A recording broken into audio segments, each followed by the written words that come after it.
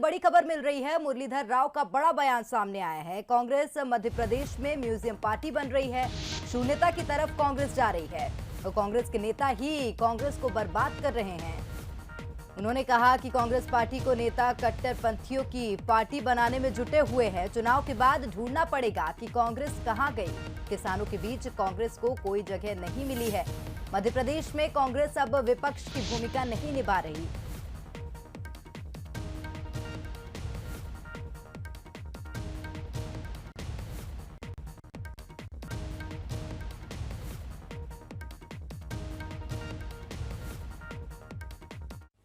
कांग्रेस मध्य प्रदेश में शून्यता के ओर जा रही है और म्यूजियम पार्टी बनाने में कोई कसर माननीय नेतागण जो कांग्रेस के हैं वो छोड़ नहीं रहे।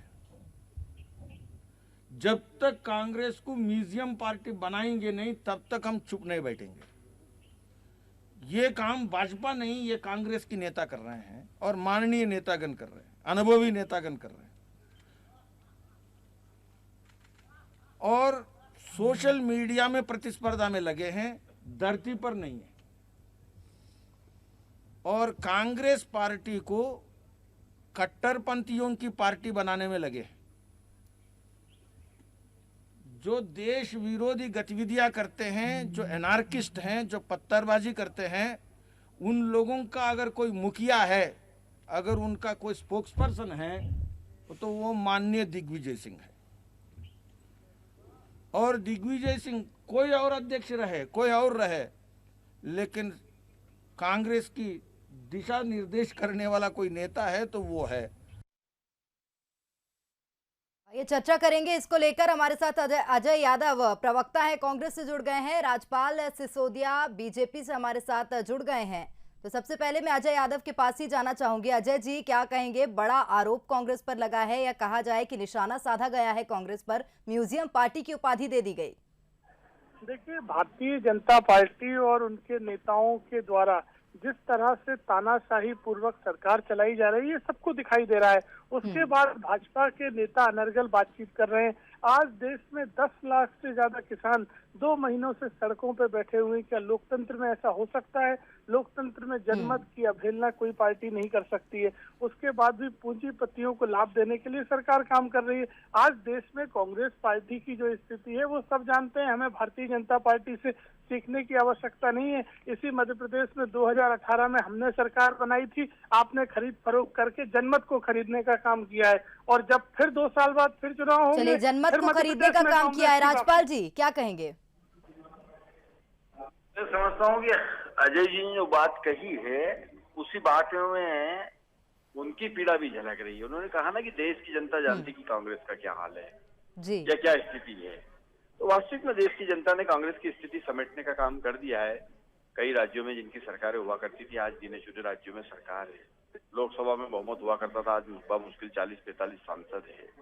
कांग्रेस का राष्ट्रीय अध्यक्ष ढूंढे नहीं मिल रहा है। माँ बेटे के बीच में कुर्सी को लेकर खो खो का खेल चल रहा है कि एक उठ रहा, दूसरा बैठ रहा, दूसरा उठ रहा, पहला बैठ रहा है। मध्य प्रदेश का नेतृत्व जो है, किस प्रकार से मध्य प्रदेश के अंदर कांग्रेस को गुटबाजियों में खंड खंड विखंडित कर दिया है, ये सबने देखा है। बिल्कुल। क्या कहेंगे अजय यादव जी, गुटबाजियां जिस प्रकार से मध्य प्रदेश में सामने आई हैं, उसे लेकर अब आरोप लग रहे हैं आपकी पार्टी में? देखिए, मध्य प्रदेश हो चाहे देश हो, सरकार में जो पार्टी बैठी है वो जनता को हिसाब देने से भाग रही है। मध्य प्रदेश में आज पेट्रोल डीजल 100 रुपए, महिला अत्याचार, माफिया राज, रेत माफिया, खनन माफिया, शराब माफिया, कौन सा गलत काम इस मध्य प्रदेश में भाजपा की सरकार में नहीं हो रहा है? और भाजपा के नेता इधर उधर की बातें करते हैं। आप बताइए, जनता को क्या राहत दे पा रहे हैं? केंद्र सरकार के बाद जिस तरह की स्थिति है, जीडीपी निरंतर गिर रही है, हमारा जिस तरह के तमाम टैक्स बढ़ाए जा रहे हैं, महंगाई बढ़ रही है, बेरोजगारी बढ़ रही है, तो इसका जवाब कौन देगा? आप लोग केवल और केवल इधर उधर की बातें करना चाहते हैं। देखिए, कांग्रेस को तो नैतिक अधिकार ही नहीं है इस बात को कहने का कि पेट्रोल डीजल के भाव, क्योंकि कांग्रेस ने 2018 के चुनावी घोषणा पत्र में ही कांग्रेस ने ये कहा था कि अगर वो सरकार में आएंगे तो पेट्रोलियम पदार्थों पे 5 रुपए प्रति लीटर कम करेंगे। क्या कांग्रेस 18 महीने सरकार में रही, पेट्रोलियम पदार्थों पे भाव कम हुए? नहीं हुए। तो क्या किस अधिकार से कांग्रेस के प्रवक्ता आज ये बात कह रहे हैं कि वो पेट्रोलियम के भाव पे बात कर रही है? जो घोषणा पत्र में लिखी हुई बात से मुकरते हैं, वो कांग्रेस क्या बात करेगी? देखिए, हम पेट्रोल के भी दाम कम करने वाले थे, उसके पहले आपने सरकार गिरा दी। तो अगर कांग्रेस की सरकार 18 महीने कम नहीं कर पाई तो आप 3 गुने दाम बढ़ा देंगे और उसका आपको अधिकार मिल जाता है। ये किसी तरह का तर्क न्याय संगत नहीं है, ये कुतर्क है कि आपको अधिकार मिल गया क्योंकि कांग्रेस ने कम नहीं किए तो आप जितने चाहे दाम बढ़ाते जाएंगे। ये कोई तर्क नहीं होता है। चलिए, बहुत धन्यवाद आप दोनों का ही हमारे साथ जुड़ने के लिए। तो बता दें कि मुरलीधर राव का बड़ा बयान दरअसल सामने आया है। उन्होंने कांग्रेस को म्यूजियम पार्टी की उपाधि दी है। शून्यता की तरफ कांग्रेस जा रही है। उन्होंने कहा कांग्रेस के नेता ही कांग्रेस को बर्बाद कर रहे हैं।